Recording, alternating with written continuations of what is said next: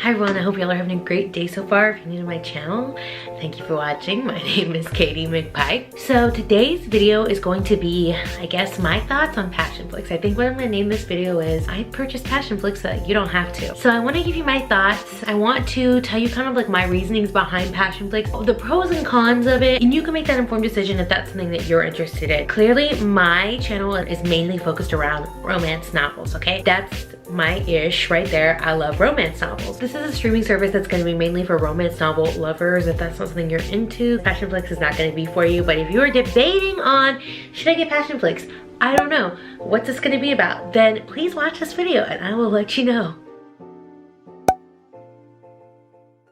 So, like I said, this is gonna be like my pros and cons of Passionflix. I'm gonna give you like a brief overview of the movies that I have watched versus the books that I have read. Now, I'm only gonna be talking about the movies that I have read the books to. Passionflix, basically what they do movie adaptations of romance novels. I believe the founder of Passionflix, I think she directs every single movie. Pretty sure. There's a lot of effort that goes into each movie. It's not something where you're gonna get a watered down version of the book. For the most part, pretty much everything is scene by scene of the book. Sexual scenes included. Pro con, your decision. There is gonna be some nudity within these stories. One of my pros, I'm gonna go ahead and say, is that they do stick very, very close to the novel. And for the most part, every single author is very, very much a part of this whole entire process. You're gonna get a very similar feel to the book. So I'm gonna talk about the ones of the books that I have read and then also talk about how I felt about the movie. It's honestly split 50-50 here. Now I'm gonna start with the ones that I enjoyed and then also respected what was done. Now this is the one thing, if you're gonna go into this thinking at no part are you gonna be like, ick. I will tell you, every single one of these movies, at some point I was like, ick. You know what I'm talking about? The ick factor. We're talking about Sex in the City right here, but ick, like, ugh. Okay, there's gonna be that part. And I think the problem is it's not necessarily like that it's gross what's going on that makes you ick. It's the translation from the page to the movie. There's just some scenes that don't need to be depicted. There's something that feels better in your brain. It makes more sense in your brain versus visually. If you're gonna go in here thinking, oh, this isn't gonna be cheesy, it's gonna be like a, you know, Brad Pitt, Academy Award. No, girlfriend.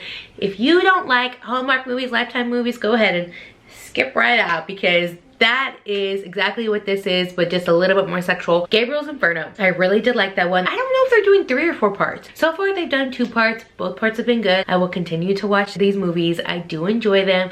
The person who plays Gabriel, very fine. There hasn't been too many like shirtless parts with him, I don't think, but there also hasn't been any sort of like sexy time between them yet. That's normally when the ick starts coming in, by the way. The feeling between them, the sort of, I don't know, what is it?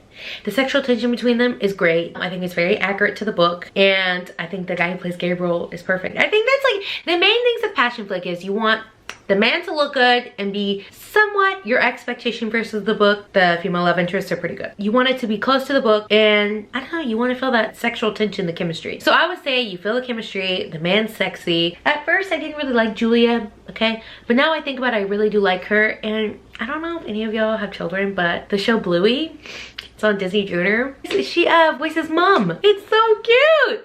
If you have children like, you know, 1 to like 5 or 6, something like that, watch Bluey. It is so freaking cute. Anyway, okay, so there's 2 of those movies. Now recently, and this will give me my reading vlog, Hollywood Dirt was one that I had read and watched. Hollywood Dirt, you're hearing my door open, my in-laws are here.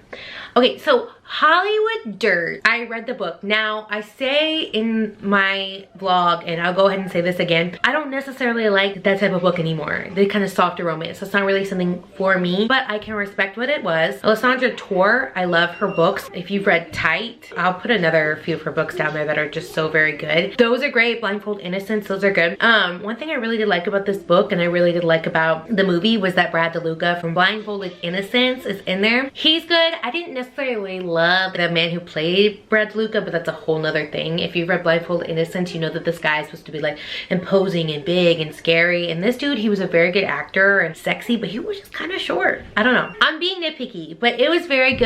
I love the guy who played Cole. Sexy, sexy guy.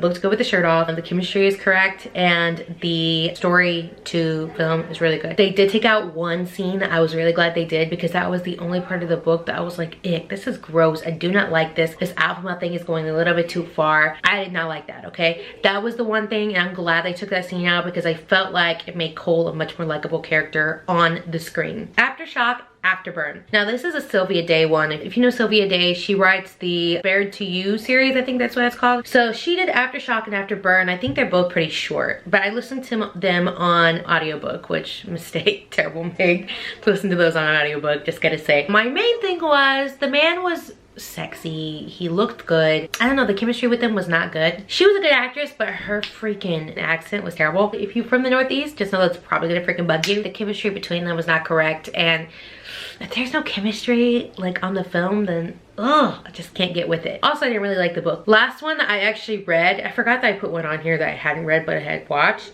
That's Matchmakers Playbook. Now, I love Rachel Van Dyken. If you watch my videos, you know I love Rachel Van Dyken. Matchmakers Playbook. And what I said in one of my videos is that she's funny. So this is one of her comedies. So basically, this is about a man, and he helps single women on campus find dudes. And he's kind of like a little, I guess, matchmaker. That's what they call it. And then there's this one girl, she wants a guy, but then they end up falling in love, of course, right? Chemistry between them? Yes. Yes, ma'am. The man, yes, yes, yes, yes, ma'am. And then the secondary characters were good. The secondary character, who is his best friend, who's also part of the Matchmakers Playbook, he is in Aftershock, Afterburn. Here comes my least favorite, and that's the Protector.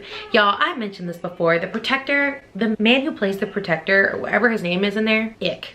Ick, ick, ick. Now, the female love interest in The Protector is the same female love interest from Hollywood Dirt, the actress who plays that, and I think she's cute. Don't get me wrong. But The Protector, ick. The guy's body was not correct. This is my thing. Judge me, I'm not perfect. My body is not perfect. But if I'm gonna watch a movie that's a romance novel, then I have a certain expectation of what this love interest is gonna be. I mean, correct me if I'm wrong. I don't know, that's my personal opinion, okay? Those are my overall thoughts on the movie specifically. Now they have Drive, I know that's a very popular series.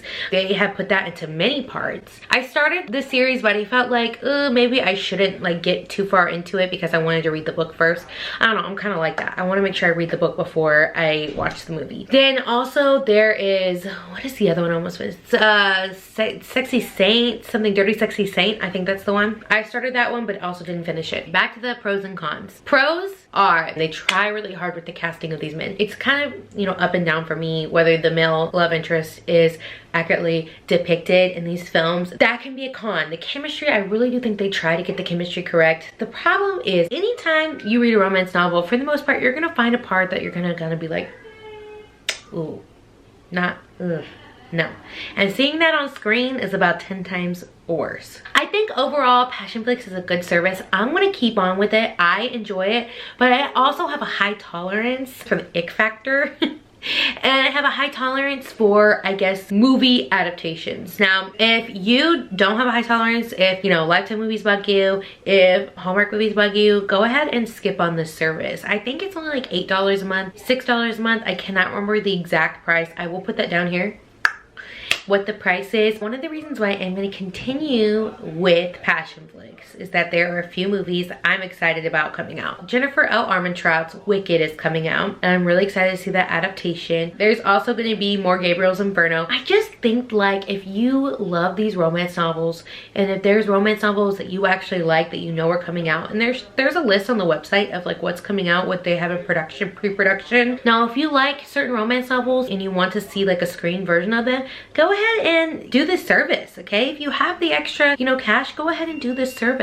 Now, if there's no romance novels that you want to see in screen and none of the ones like kind of speak to you, just skip on it. I will put in the description box down below movies that are on there if you don't feel like going on to the website. The things that I can respect about Passionflix are how much they work with the authors, the authenticity, and the book to screen, making sure that it's very close to what the book is. They try with the casting. Sometimes they miss y'all, but they try. And it's unique because you're gonna see, of course, movie adaptations of big books, but you're not gonna see movie adaptations of every romance novels. Overall, overall, I enjoy Passionflix. I'm gonna keep it going. I understand why people don't like Passionflix, and that's totally fine. But I hope that this video helped you out in deciding if it's something that you wanna do. I really do hope it helped you out. A lot of people don't know about the service in general. They don't know about the streaming service. So anyway, those are my thoughts. I hope that y'all enjoyed this. If you have any questions about Passionflix and you wanna know, comment down below. I will tell you about it. And if you have any questions specifically about the movies that I have watched, put that down below. I will answer any of those questions that you have. If you are on the fence about it, just freaking do it. Just try it. See what it's about, and then you can always cancel. Those are my thoughts, y'all. I hope you have a great day, and thank you so much for watching.